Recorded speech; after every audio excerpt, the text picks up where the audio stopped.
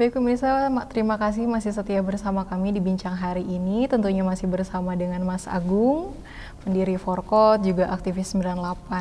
Baik Mas, tadi kita sudah membahas bagaimana rentetan pertama kali terjadinya, atau mungkin puncaknya itu di 98 itu bagaimana, kemudian pelanggaran HAM berat, yang sampai saat ini masih terus diperjuangkan oleh teman-teman 98, juga mungkin keluarga, kerabat yang merasa kehilangan keluarganya, yang sampai ini belum pasti nih kasusnya, statusnya seperti apa tuh belum pasti gitu, masih terus diperjuangkan.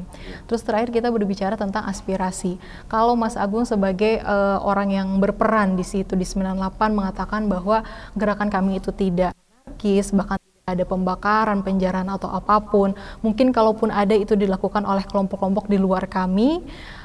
Tapi kan pada akhirnya aspirasi itu juga berakhir dengan kisruh, berakhir dengan hilangnya nyawa, berakhir dengan harus adanya kerusuhan antar etnis dan lain sebagainya. Mungkin kalau Mas Agung melihat sekarang media itu kan sangat masif ya Mas. Orang siapa aja sekarang bisa menyampaikan aspirasinya. Mungkin kayak kemarin kasusnya Bima dan Lampung gitu kan, banyak sekali, banyak pro dan kontra. Kalau dari Mas sendiri yang 98 yang aja nggak ada yang menganggap bahwa itu tidak anarkis tapi mendapatkan kriminalisasi, bagaimana dengan yang sekarang? Bagaimana cara kita menyampaikan aspirasi itu dengan baik gitu Mas? Jadi gini, ini kita coba setback ke belakang dalam tanda kutip ini. Dulu kita menyampaikan aspirasinya ataupun menyampaikan sebuah bentuk aspirasi itu banyak jenisnya, termacam agitasi ataupun propaganda juga. Ini kan dulu juga banyak kita pernah melakukan aksi ketika permodelan Tempo. Ketika dulu pers itu sempat dijadikan sebuah kriminalisasi oleh pemerintahan tanda kutip ya Soeharto pada waktu itu. Ya memang dia memiliki sifat yang otoritarisme bahwa kritik itu tidak boleh. Ya kan, sehingga kritik itu harus dibungkam. Sehingga pada saat sekarang seharusnya dengan kondisi situasi yang sudah bebas dalam tanda kutip, berarti tidak harus bebasnya. Sehingga kita harus menarasikan bahwa kritik itu boleh bebas tapi tetap memiliki norma etika dan yang lain-lain. Walaupun zaman dulu ada pasal karet, sampai sekarang juga ada pasal karet undang-undang ITE. Kalau kita tidak senang terhadap pemberitaan tertentu, kritik tertentu atau kuping kita tipis, kita bisa laporkan. Kayak misalnya kawan kita aktivis Haris Hajar gitu dilaporkan oleh Pak Luhut, misalnya Panjaitan. Tapi tinggal sebenarnya ini kan bisa dikomunikasikan dengan baik dalam proses aspirasi itu tadi. Sehingga di sini kita bukan bicara salah dan benar, tapi bicara salah bentuk penyampaiannya itu yang baik dan benar itu seperti apa. Kan itu tadi. Sehingga tidak ada ketersinggungan secara pribadi. Kita bicara pemerintah berarti kan kita bicara keseluruhan. Gitu loh. Kita sebagai masyarakat juga melihat kita punya media sosial tapi kita gunakan dengan baik dan benar. Selain buat bisnis kan ada yang buat ekonomi, jadi buat aspirasi. Di RT saya sampah sedang menumpuk, Pak RT, Pak Lurah tolong dong gitu misalnya, kan itu bisa. Atau misalnya dengan bahasa-bahasa yang tidak kasar seperti ya mohon maaf tanda kutip misalnya zamannya buzzer gitu loh. Kan udah mulai kasar, udah bicara tentang bipang, kadrun, kampret, ya kan kodok, apa segala macam cebong. Ini kan bahasa-bahasa yang tidak baik.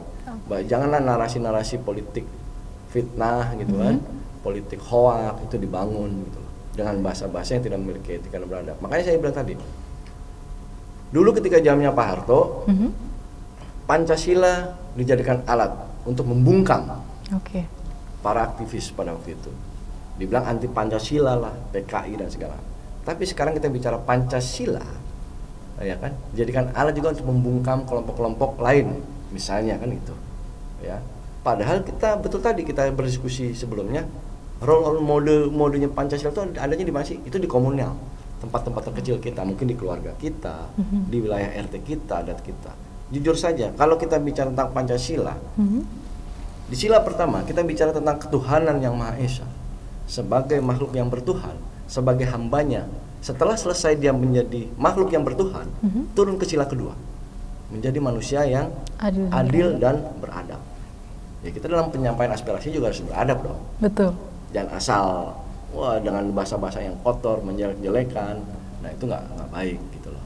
Nah inilah peringatan buat teman-teman yang notabene generasi XYZ lah ya, dalam tanda kutip, yang memanfaatkan media sosial kayak TikTok, kayak Instagram, ya kan, Facebook, Twitter, WhatsApp. Yang dulu kan nggak ada gitu, gitu kan. Betul. Telepon handphone aja baru tahun berapa ada. Nah, gunakanlah itu dengan baik untuk menyampaikan aspirasinya, apapun bentuknya. Walaupun terkadang nanti dulu kita sudah pernah menyampaikan aspirasinya, ya kan, melalui tulisan, melalui surat, melalui demonstrasi, tetapi kadang-kadang itu kan dikanal oleh pemerintah, ya kan, sehingga ada kebuntuan aspirasi itu, ya, sehingga ketika buntu aspirasinya, kita bisa marah-marah, kita bisa emosi, makanya dengan bahasa-bahasa kasar keluar, sehingga ketika sudah selesai keluar, kita ditangkap polisi, mohon maaf, kan itu aja. Ya, nah harusnya pemerintah juga sadar bahwa setiap aspirasi tolonglah ditampung, apapun bentuk aspirasinya. Apakah ini juga terjadi di Gerakan 98 itu, Mas? Betul. Jadi mungkin ketika sudah lama sekali kita menggunakan cara-cara aspirasi yang baik, akhirnya puncaknya nih ini gitu. Ya kita kan gini lah, 98 itu aktivis 98 yang notabene ke belakang jauh, yang memang kita dididik dalam tanda kutip, kita berdiskusi dengan senior-senior kita, dulu kita melakukan advokasi non-litigasi ke masyarakat, kasus-kasus tanah, perampasan tanah yang dirampas oleh pengusaha dan dirampas oleh pemerintah pada waktu itu. Kita berhadapan-hadapan dengan mereka, kita demo juga berapa kali ditangkap dan segala macamnya, ya, dalam pencapaian proses aspirasi, tapi tidak dalam koridor hukum. Gitu. Sehingga kita banyak teman-teman yang itu tadi dengan beberapa organisasi, ya, kayak misalnya ada teman-teman Pijar, ada Alera, ada PBHI, ada LBHN. Jadi pakai langkah-langkah itu kita tetap melakukan prosedur yang sesuai dengan diberikan oleh pemerintah. Tapi ketika buntu, yang paling mungkin kita marah-marah, kita bentrokan secara fisik, tidak ada bakar-bakaran gitu. Bentrokan fisik aja, ketok udah tangkap, paling gitu aja. Kan? Atau kadang-kadang kita ditangkap belum kita ditangkap duluan. Dikejar-kejar kan gitu. Belum jalan tapi udah dikejar ya, Mas. Oke. Baik, ini kan sebetulnya sampai saat ini kita juga masyarakat Indonesia masih terus menyampaikan aspirasi, baik terkait mungkin tadi juga Mas mengatakan bahwa pemerintah sebetulnya secara sadar gagal dalam mengemban cita-cita reformasi. Kalau kita berbicara tentang cita-cita, apa sebetulnya yang pertama kali atau yang paling dicita-citakan oleh Mas dan kawan-kawan dan pejuang 98 lainnya sampai terbentuknya reformasi? Itu kan bicara ketika zaman itu kan krisis dimensional, tadi bicara krisis kepemimpinan, bicara krisis politik. Kok selama 32 tahun ya kan buntu nih kepemimpinan politik, kok hanya Pak Harto dalam tanda kutip itu saja terus selama 32 tahun dia berkuasa. Itu satu. Yang kedua bicara tentang ekonomi. Pada waktu itu harga-harga sudah mahal, terus dolar juga sudah mulai naik, masyarakat daya belinya lemah. Itu membuat kita turun ke jalan. Itu dua, turunkan harga, terus turunkan Pak Harto.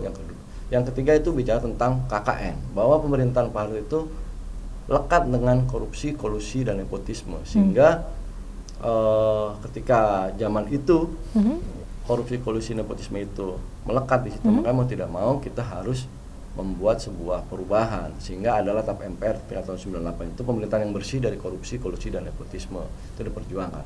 Terus yang selanjutnya adalah tentang pelanggaran HAM, ya kan, yang yang tadi saya katakan awal tentang penculikan kawan-kawan yang hingga saat ini belum ketemu, ya kan, terus tentang Trisakti, ya kan, gitu loh. Dan yang lain-lainnya pelanggaran HAM kan banyak tuh dari zaman dulu. Itu tadi kasus perampasan tanah segala macam, ada kasus Talang Sari pada waktu itu kan, ya. Sehingga ya kita concern di situ ketika ada berapa tuntutan, 10 tuntutan rakyat pada waktu itu. Tapi intinya itu tentang politik, ekonomi, sosial dan lain-lain. Cuma kan pada akhirnya ternyata setelah reformasi pun keadaannya tidak. Yang berubah ya hanya pergantian pucuk pimpinan, ya kan, yang memang sudah diundang-undangkan bahwa pergantian pimpinan itu harus 2 periode. Dulu kan banyak periodenya, sekarang itu bicara masalah kebebasan, tapi kebebasan itu juga tidak dibatasi, sehingga kebablasan, sehingga orang boleh memaki-maki. Nah, kalau dulu kita memaki-maki wajar karena kebuntuan ketika penyampaian aspirasi, tapi sekarang kan bicara aspirasinya sebenarnya sudah pemerintah sudah agak baik lah, dalam tanda kutip, masih mau mendengar, walaupun terkadang-kadang harus viral dulu, baru mendengarkan. Tapi kalau nggak viral, nah ini juga sebenarnya jadi fenomena baru nih, Mas. Betul. Segala kasus yang ada di Indonesia itu katanya sampai masyarakat netizen itu di media sosial bilang kalau nggak viral tuh nggak bakal diurus, katanya, Mas. Itu betul. Coba cek aja. selama ini kan kasus-kasus yang viral, entah kasus apapun juga lah, yang sekecil apapun juga lah, intimidasi bentuk terakhir lah, misalnya ada penodongan senjata, soal arogansi seorang, walaupun dia bukan seorang anggota, tapi akhirnya ketangkap, itu kan karena viral. Ya kalau nggak viral coba, ya nggak usah jauh-jauh, kasus yang di Medan, itu dari tahun 2022, setelah diviralkan kembali di 2023 baru naik, kan itu aja. Makanya gini, masyarakat harus berani dalam tanda kutip menyampaikan aspirasi dengan baik dan benar apapun bentuknya. Penyampaian aspirasi itu bisa dilakukan tadi melalui media sosial, walaupun seharusnya tidak juga serta-merta kalau masih bisa dikomunikasikan ya dikomunikasikan. Ya karena kan ada tempat-tempat tertentu yang memang tidak boleh terblow up, kayak misalnya tempat rumah sakit, ya kan, itu kan nggak boleh mengambil gambar tanpa izin, karena kan itu mereka di undang-undangan sudah jelas ada privasi dokter itu harus dilindungi kayak gitu misalnya. Jadi cerdaslah masyarakat dalam menyampaikan aspirasi tadi, yang penting dengan kata-kata yang tidak baik, kata-katanya yang baik, kata-katanya yang santun, atau bahasa-bahasa yang agak sarkasme sedikit gitu, menyinggungnya gitu misalnya kan. Tapi dalam tanda kutip tidak menunjuk seorang ataupun apa gitu. Kan mungkin kalau zaman dulu tuh aspirasinya kalau kita lihat dari lagu-lagunya Iwan Fals, banyak banget tuh lagu-lagu yang sebenarnya berisi pesan-pesan satir atau sarkas gitu. Kalau dulu tuh hal-hal seperti itu apakah juga sering dilakukan oleh anak-anak mahasiswa atau sebetulnya tidak sering karena mungkin adanya intervensi dari pihak-pihak tertentu gitu, Mas? Ya, dulu ya zamannya kita memang Iwan Fals.